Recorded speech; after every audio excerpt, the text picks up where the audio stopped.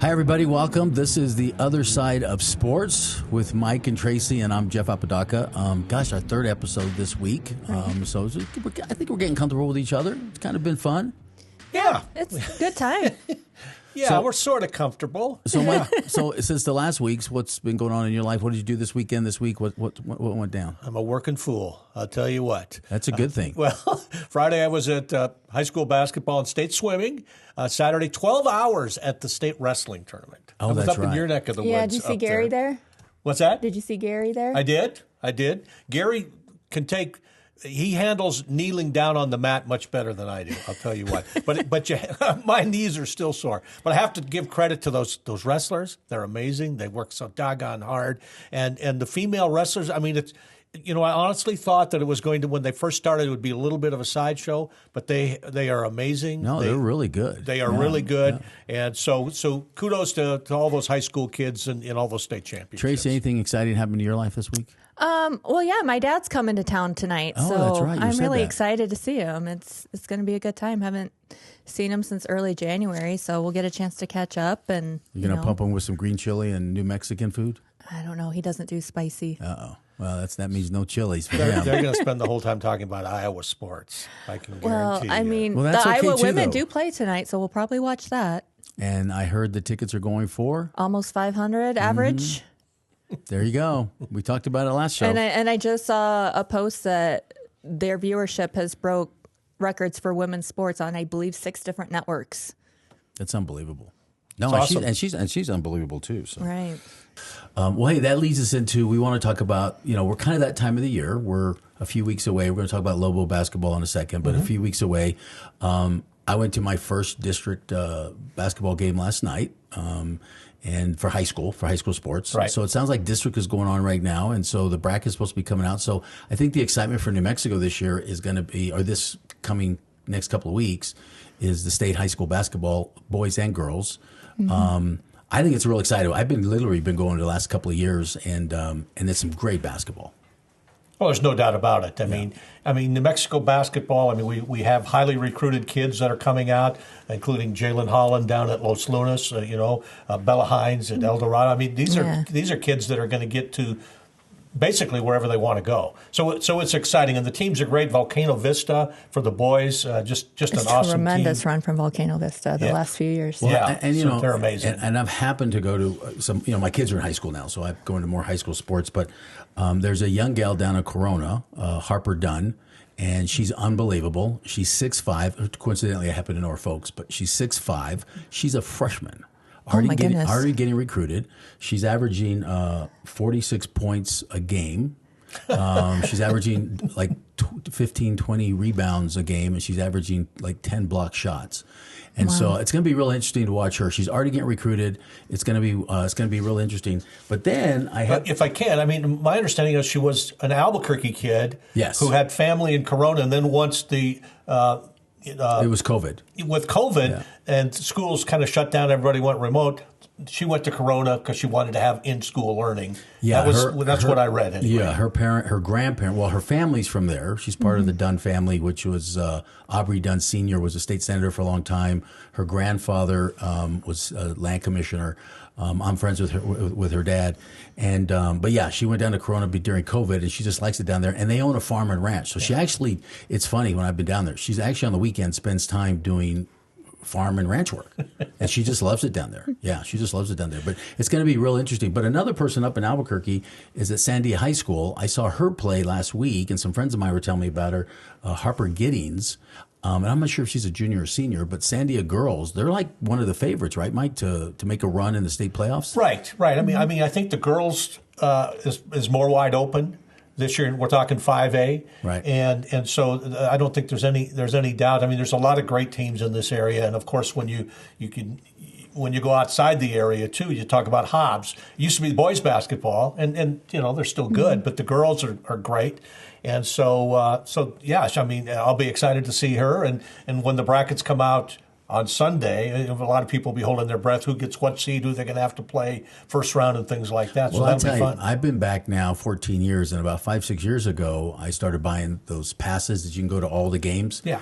It's really a lot of fun. I mean, it's literally a lot of fun. I literally just pop in. I don't know any of the players.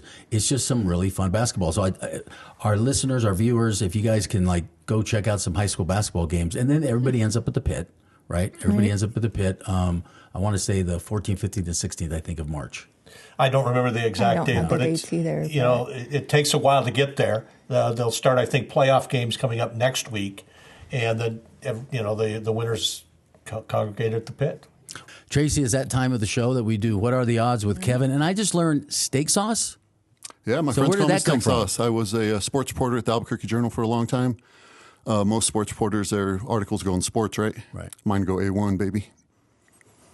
Is he A1 on this show so far? Ego. Is he A1 on this show? All right, so Kevin, let's get started. So how did you do last week? I lost again. It's been a rough start for What Are the Odds? Yeah, that's So that's I'm going to say 0-27, over. but I think he one, had one, and, one and 27. 27. Give me my flowers on that I'm going one. to tell you right now, Ouch. I'm going to start betting this week completely against him. Ouch, you sound like an Iowa quarterback. Let me tell you guys, though, February is not about winning bets. It's about catching up on everything you missed during football season. So I learned recently that James Harden is a Clipper, that Purdue has this guy who's like 7'4", is really good. So you just learned the 7-footer at Purdue. It's been football lost season. the He first played the year last year, wasn't he? And they lost in the first round last I was year. at a bar and I The saw him on 16th seed, TV. right? and 16th seed. No clue. No, they Okay. were I the, know, I think they're the I first team that remember lost in the first round, as seeded number one. I just learned about him. I don't remember his name. Zach Eady. Eady, yeah. Big I also boy. learned that the Lobos stink, and they're not doing anything meaningful in March. They stunk in against Air Force last week. And you know what? You can't spell patina They're without fighting. NIT. They're fighting for their lives right now. That's for They sure. are. So what's your prediction this week? Before I get into that, I know it's been all losers for me. I want to tell the greatest gambling story ever told. My good friend out in Connecticut, Steve Arduini, he's not a big gambler, but during the NFL playoffs, he put in an 8-leg parlay, $5 bet. I don't know if you know, but you have to hit all 8. Right. You hit 7, you don't win anything. He hit all 8, won $18,000. So maybe you should so get your tips from him. I was That's going what to I'm say. thinking. Maybe we get him a segment. I think we replace him with you. We just got to fly him you from with him. Connecticut every week. So what's your picks this week? This week, I'm going to take the lowly Detroit Pistons, worst team in the NBA, Friday night to beat the Cleveland Cavaliers. Okay, so in the future, so you guys heard that, so we're going to look at that game.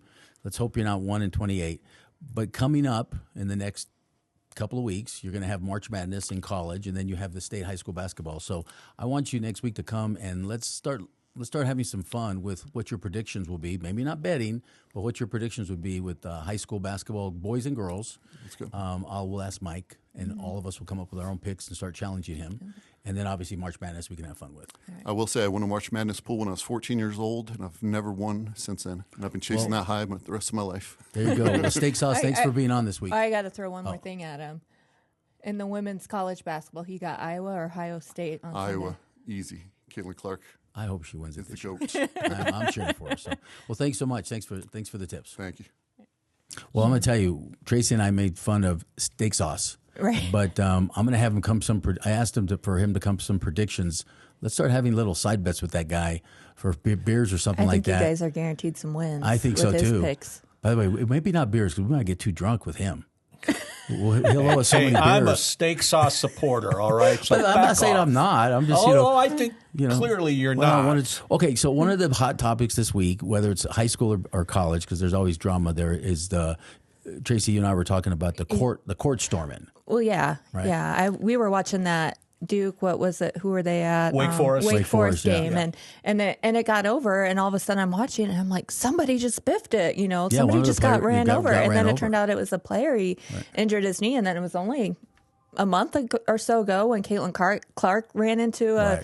Ohio State fan and got knocked over. It looked scary there for a moment, but I think it just turned out she got the breath knocked out of her or something. And But there's now a big push. It's always kind of swings both ways, but there's always a big push of trying to get the court storming, shut down. And they showed some of the stories I saw. People have been hurt because on football Yeah. they pull down the goalpost and stuff like that. And so I don't know if even if you put ropes up, even if you try and stop it, football games they have security. Can you stop Can it? you stop it? You're How from do you- Iowa. You're how from do you- Iowa. Yeah. There's no way you're going to stop 50,000 fans jumping in the field. Not when I was going to the games in my college years. Well, when was Iowa ever storming the field? Come on, we're talking football. I was there when Sorry. Brad Banks was the Heisman runner-up and we won the Big Ten. In my face. Yeah, there you go. I deserve exactly. that. There you go. But I mean, do you think we can stop that? Do you think? Again, and it's like, is our society going too much? Like, here's one incident happens, two incident happens, and then we're gonna, rope off everybody and try and stop them. I mean, they try and stop it, but people are gonna do it. Well, I mean, it's gotten worse. I don't think there's anything. And a couple of points here. I heard somebody on ESPN radio blame the Duke player. I have seen that, yeah. And they tried to blame run Caitlin, off too. the floor fast enough. Yeah. He's got to be looking out. That BS. I call BS on that one. How about this? Is this too much of an adult thing to say? Okay. Probably. Why not have a conversation with the students, the student leaders at your school, and say, hey, this is why we don't want to do this. Okay, and explain things, and I don't know. Maybe that's just really naive of me, and tell them people can get hurt. It makes our university look bad, etc.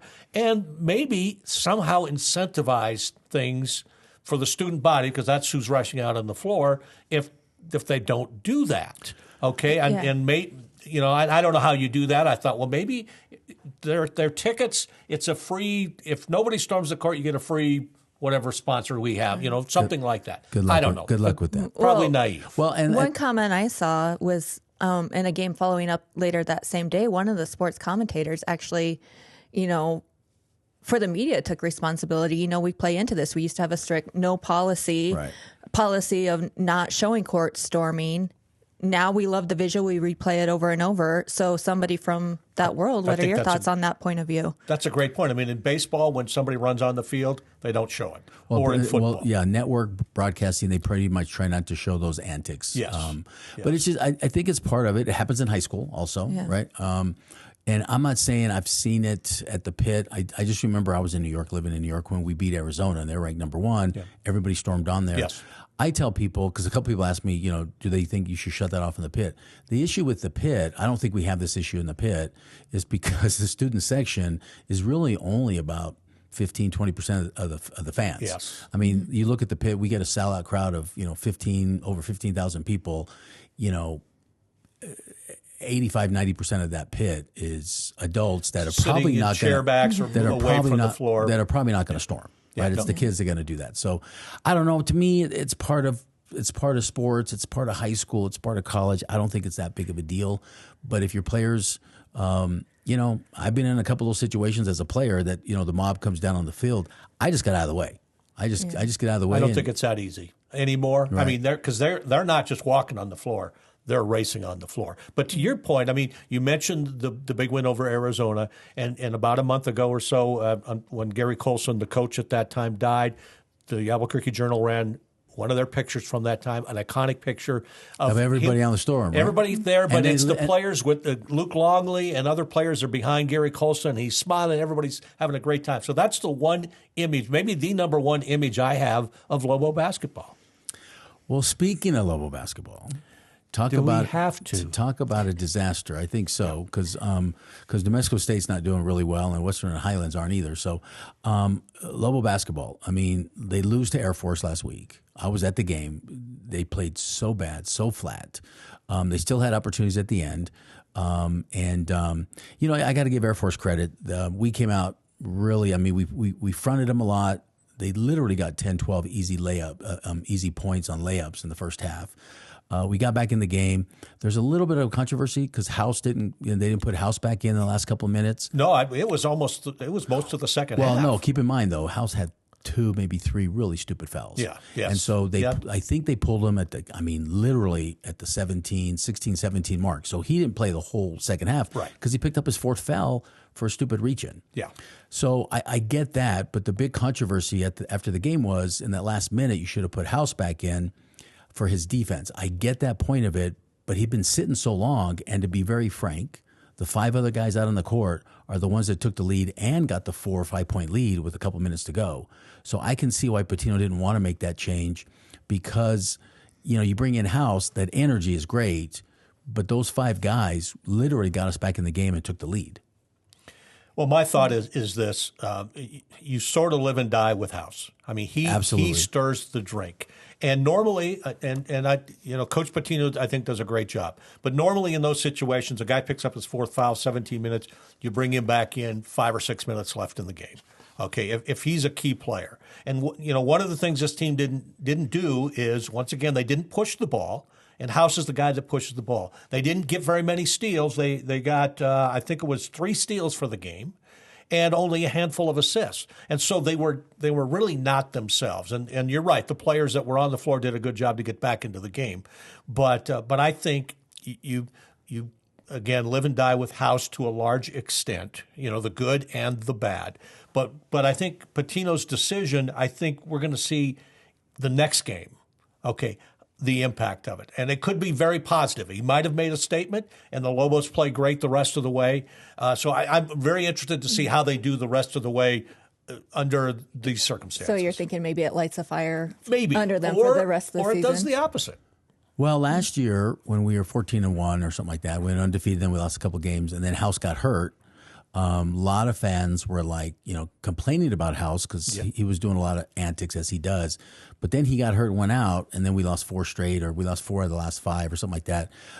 Because again, shows me how important House is. Part of the issue with House is, he's not the tallest guard out there, so they can shoot over him. Air Force had some really tall guards that, were leaving them wide open for threes. They did shoot the best they shot all year. They had 11 threes. They had They had 33 points off the threes. Was it that many? It was 11 threes, and they shot like 24 times, I think, Mike, something like that. I don't remember, but they had a high percentage. Here's my concern, Tracy, is losing that game. We went from tied with second, half a game back, to basically now we're in 6th spot, a game and a half back with 3 games to go, 2 on the road. Now, the positive thing is we have Boise State and Utah State on the road, 2 tough games. They're leading the conference, They're leading the conference. So if we can win those 2 games, we're right back in it. Right. But here's my concern is that has pushed us down on the power ratings. All their predictions now, I think ESPN has us seated 10th. CBS, which is, I believe, he's more accurate. CBS has this as a buy-in game, which means 11 seed. Well, it's a playing game. Playing game. Right, it'd be 11 it's the one. Yeah, that's the one I saw too. And which means we're the 4 teams on the bubble. Well, as I said last week, I said in the Mountain West, you do not want to be that 6th team because I don't think they're going to take 6 I don't think you want to be the 5th team because you're still in the bubble. Right? That's what I keep telling people. So if they win the next 3 games. Which is going to be tough, but they can do it. If they win the next 3 games and play like they can play and go into the Mountain West, that means they're going to. Also, another thing is if you finish 6th, you got to play into the Mountain West tournament, right? You don't get that bye. And so that's a lot of wear and tear. And so, I think Staysaw said it the best, we might be looking at NIT, which is not going to be good. Yeah. People will not be happy. People will not be happy. Because it's a had high team. expectations, and now it's a I talented think team. There's a little bit of a letdown. Let's talk about a former coach from New Mexico that coached at your alma mater, Steve Alford. Yes. I was there during his era. Yeah, Steve and I are still friends, and so they had an incredible game last night. I actually texted them last night. They beat Colorado State at the buzzer, and if you guys didn't watch the game, the last minute and a half, they were up by 6, and Colorado State crawled back, got a couple fouls. Now Nevada could have easily won the game, but they missed like a couple of key free throws at the end of the game. Colorado State, if you guys didn't see it, go Google it. It's on YouTube. It's this great summary. But Colorado State made a 2-pointer with 2.3 seconds left, so 74-74 going into overtime. And their star player was out. Nevada's star player was out, and they hit a half-court shot at the buzzard, which was unbelievable. But let me tell you about Nevada. They have 6 quad 1 wins, most of them on the road. That actually puts them ahead of New Mexico, and so I think Nevada right now, they got Nevada like seeded 3rd out of the mountain, out of the 5-6 teams. They got them. They got San Diego State. They got Utah State. They got San Diego State, Utah State, and then Nevada seeded 3rd ranked out of our team into the tournament. So the Mountain West, the next 3 games, Mountain West is going to be very crucial for the Lobos. Well, the Lobos beat them twice, right? Yeah, Yeah. By So 30, by 30 here, and then So maybe if That they're adds close, to their that would be the resume. tiebreaker. And Lobos would go ahead of them. But well, and I talking to Steve last night or texting Steve last night. That was one of the things that Steve has always had his teams ready for March. I'm assuming you agree with that in Iowa. I don't think Iowa fans would agree with that. Well, Alford's he's pretty straight, not the most social butterfly. It's all about basketball with Steve. So there were some people here that didn't like his attitude sometimes, but Steve's a really good guy. He's definitely a good coach. I can tell you right now what he told me about Iowa, that's why when he was here, when coaching jobs opened up that were football schools, I knew Steve would never go there because one of the biggest complaints he had was at the time when he left Iowa to come to New Mexico, he was the winningest basketball coach in Iowa, I think. No? I think Tom Davis has him beat. Okay, well, he had done very well, and he told me that he felt like he was a stepchild because it's a football school, let's be very frank. Right? And wrestling. And, yeah, wrestling, yes, absolutely. and now women's basketball. Yeah, now women's basketball. So he does, and that's what. And so I can always tell you right now, if it was up to Steve, he would basically he'd always be coaching at a basketball thing. The reason I bring this up is, and I questioned him. I talked to him about a week ago, and he's like, "Enjoy the season. I got to go," and he hangs up on me. But the rumor going around, which would be very interesting, is there's no doubt the Big East is looking at Pitino. So whether it's this year or next year, Pitino leaves. The rumor going around is Alford wants to come back. Yeah. And he's never told me that. So I don't know, but he's never said no either. So I don't know. That would be very interesting if Pitino ended up going to the Big East, which we know he eventually wants to get back east, right? Because that's where he's from. What do you guys think? Alford coming back here as the head coach? That would be very interesting. I know you're kind of a champagne guy. I'm more of a beer guy. I'm not a champagne. I hate champagne, by the way. It's just kind of I'll like take a the metaphor champagne. kind I'm of more thing. of a margarita guy. Okay. So blue collar people in Albuquerque would storm the Bastille, I think, if Alford comes back. When he left, people were outraged under those circumstances. And I know people that go to the Nevada games just to boo him coming down the ramp. He's a great coach. I will give you that. But the way he left, people around here remember that. Tracy? I know more about him from his Iowa days. Obviously, I was a student there, and for a couple of years after that, he was still at Iowa. And I think the frustration Iowa fans had, he had a tough job. He had to come in after Dr. Tom Davis. And so they had high expectations, and they hit a slump where they couldn't get past the first weekend in the tournament. And a lot of people pointed the fingers at him. I think the final straw for a lot of Iowa fans was when, as a 3 seed, they lost a huge high teen lead, I believe, to 14 seed Northwestern State. And a lot of people questioned his decisions about, again, pulling players too early in the game with the lead. So, but I mean, that's where I know him from. That's my understanding of how Iowa players feel about him, or Iowa fans feel about him. And he has some of the same thing here, right? Because he never got past. I think he won one early round game, but never got to the Sweet 16. He did get to the Sweet 16 a couple of times at UCLA, though. So it's not like he hasn't been there. Yeah. And it's very hard to get to the Sweet 16. But it would be very interesting. By the way, Mike, those same people that go to boo him, all they talk about is those 6 Mountain West championships and NCAA entrances. He had there success. Too. There's He had no success. doubt about it. He's a great recruiter. He has success. Yeah. He's one of the best coaches I know. He needs to get over that hump.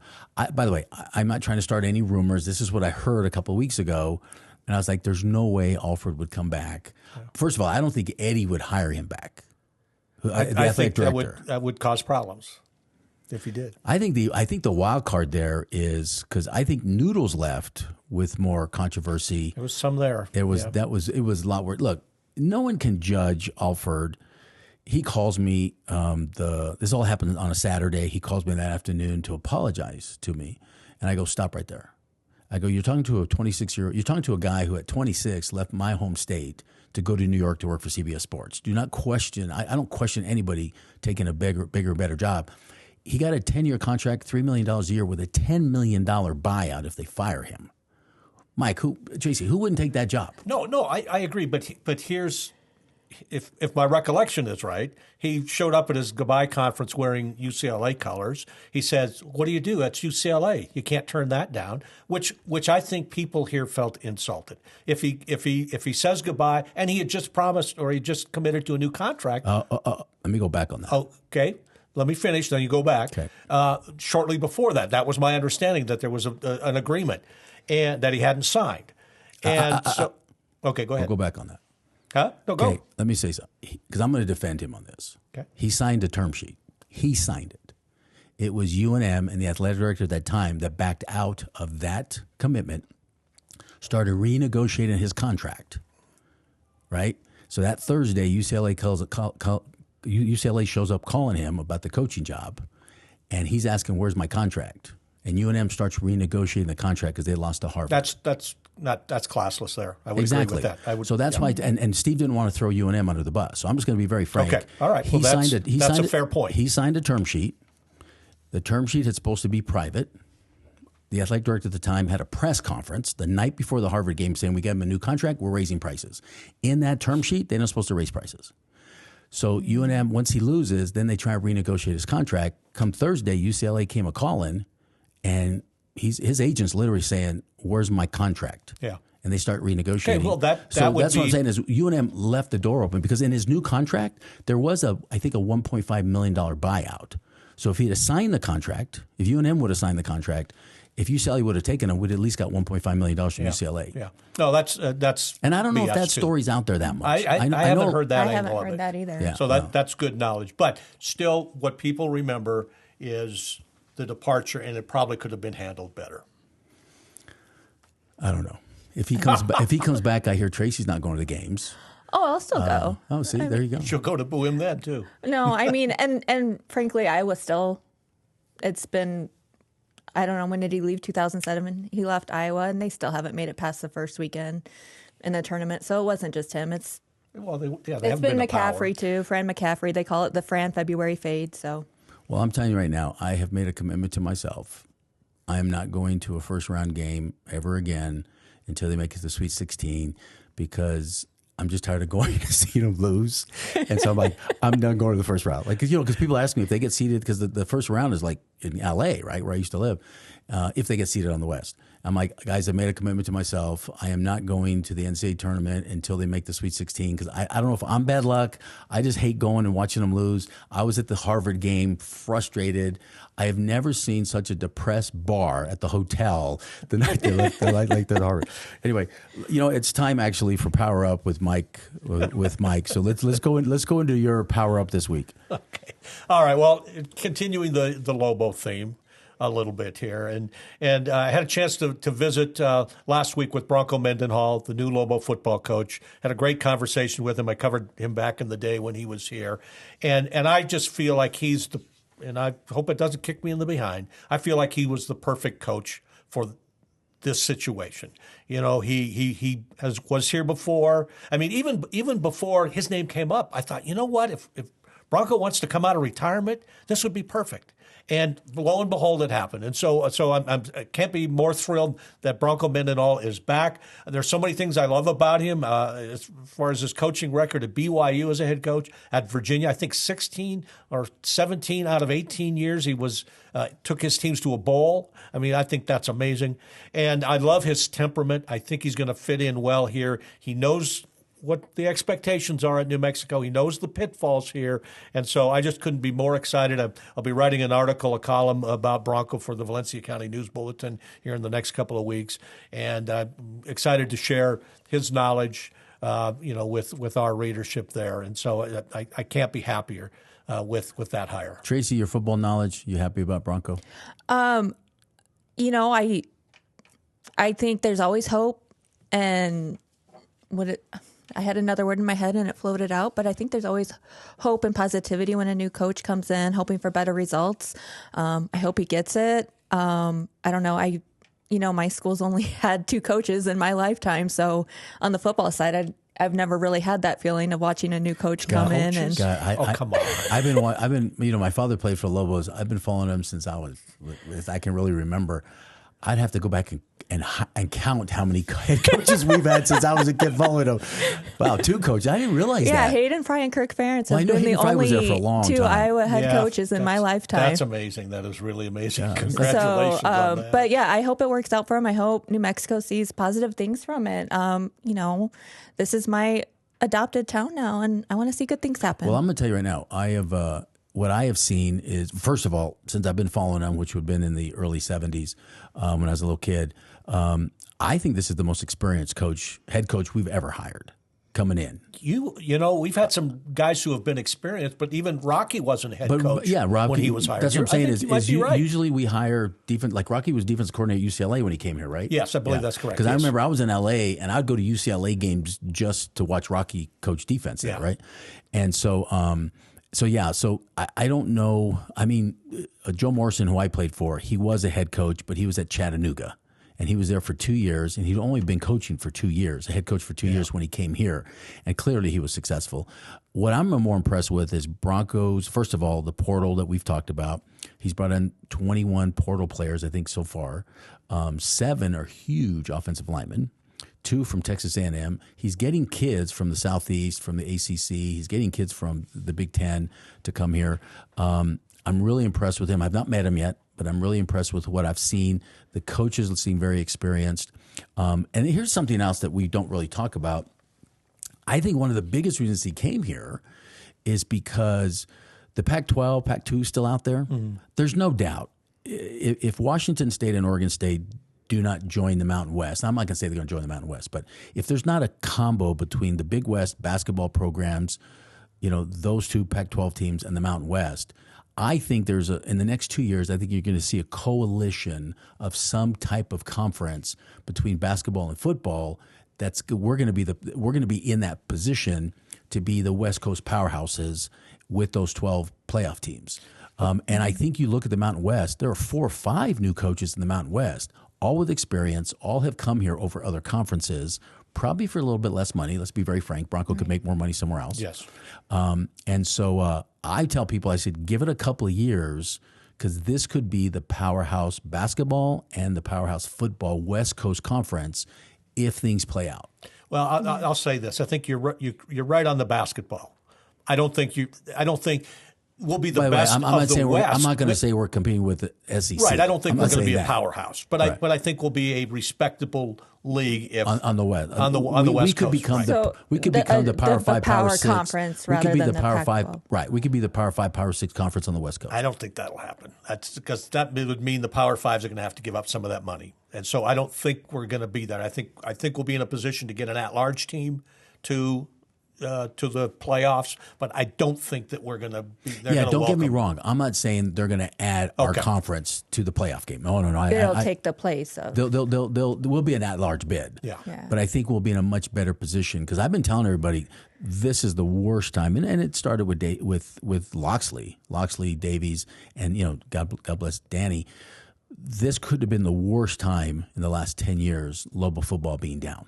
Because football's driving all this stuff. Yeah. Mm-hmm. Now one thing, if I could just finish up with Bronco here, is, and he didn't use this term, but I've heard it and I think it fits. He basically said, "I'm a sustainer, not a I can't think of it now." Anyway, he would much rather build a program than sustain a program, right. And that's one. He thinks he can do that at New Mexico. And so I'm excited to see. I think in 2 years, maybe 3, he'll have New Mexico in a bowl game. It won't be high-level bowl game, but I think they'll be in a bowl game. Give him some time to get his players in his system in there. Yes. Well, he's got some good players. I wasn't happy that we lost our running back. That means we got some other guys. Speaking of football, drafts coming up, NFL drafts coming up. I don't follow all of it. I'm a Raider guy, and I'm an anti-Dallas Cowboy guy. But I grew up a Cowboy fan, by the way. I'm with him. Oh, okay. And by the way, Tracy, I was throwing punches at you. I was saying, but Tracy, I grew up a Cowboy fan. Oh, I'm sorry. Yeah, and Jerry Jones ruined that for me. But tell me, I want to hear from both you guys within the NFL. There's some salary caps going on, and they're, like the Cowboys right now. I think they're in trouble because they're $20 million over the cap. Everybody else in their league is under the cap. Washington, as I heard the other day, is $71 million under the cap. So there's a lot of room for those teams in the draft and picking up. What's your guys' thoughts on the draft coming up and the free agency? Because not a lot's happening right now, but there's a lot of rumors going on. Well, each team got a gift earlier this week, or maybe it was last week, when the NFL announced I think they have an additional $30 million. $30 million. So that helped everybody. Thank you, Fox. Thanks, CBS. Thanks, ESPN. Thank the fans. What I read, and I didn't understand, it had something to do with the COVID years or whatever. I don't know why. But anyway, as far as the Cowboys, I mean, they're always going to be able to get some people in there who want to be Cowboys and that. But you're right. They've got big decisions about what to do at quarterback, what to do, with an offense, like everybody does. And at this point, you don't have a lot of faith, I don't think, that they're going to make the right decision if we're talking specifically about the Cowboys. And the reason is they got a horrible general manager. And their general manager is? Mr. Jerry Jones. Jerry Jones. There you go, Tracy. I don't think he's horrible because I think they've had some good draft He's picks. entertaining. Oh, no. But he's good for talk radio. But Jimmy Johnson was good. So the reason Jimmy Johnson won 3 Super Bowls is, yes, he had his franchise players. But every year, Jimmy Johnson was really good at picking up 9, 10, 12 B free agency players that were the key role players that some of them became superstars, right? Jerry Jones doesn't have that talent. Their coaches have not been able to do it or haven't been given the power to. It's just going to be interesting. I read the other day, the Cowboys have 21 free agents. Not saying they're going to lose them all, but they're $20 million over the cap. Now, there's always things the way you can play around the cap. Yeah. I just think they're going to have a hard time, and I just think they're going to be struggling. I think that conference is only going to get tougher. Philadelphia, who I still think is the most talented team, they're $20 million under the cap, and they have plenty of room in the draft. Here's what's amazing to me is I wasn't happy that my Raiders got rid of Carr, but they didn't want to pay Carr $10, $12 million a year. And then they ended up paying $50 million for G, right? And now it looks like what happened to Cleveland, the average quarterback is now signing for like $40 million. Yeah. I mean, that's like literally in 12. I mean, that's what happens, supply and demand. And Cleveland then you have a started quarterback that made the Super Bowl that makes less than $1 million. Right. And so again, I believe in capitalism. I believe in freedom to negotiate your deal. And there's a but coming here, isn't there? No, but I mean a but. But I mean, literally the quarterbacks, and you can't win the Super Bowl without a good quarterback. Right. You just can't. And so quarterback is key, and you better have a really good backup and some stud offensive linemen because you got to protect that quarterback, man. Because if you lose your quarterback in the NFL, you're not going to win anything. And you got to have some good tight ends from Iowa. Look at that. Are we done? I kind of like it. Is this the Iowa hour or what? No, But I do think they are more and more prominent though with Kelsey and Kittle, and they're getting more prominent in the NFL. I feel like they are. and Sam Laporta. It's all that NIL money, getting those players there. Anyway, hey, we got to wrap up our show, but it's been great this week. I think we really talked some good topics. The next couple of weeks, we're going to talk a little bit more basketball because we're coming into basketball. I really want to talk about high school basketball and talk about the Lobos and see if we can make it into the tournament. But it's been really great doing this. This is our 3rd show, I think it was. You forgot already? I forget. That's my responsibility to forget how between many. my schedule, man. I'm just like, but anyway, but it's been great. But hey, this is the other side of sports with Mike, Tracy, and Jeff. Thank you for joining us today, and we'll see you guys next week. God bless.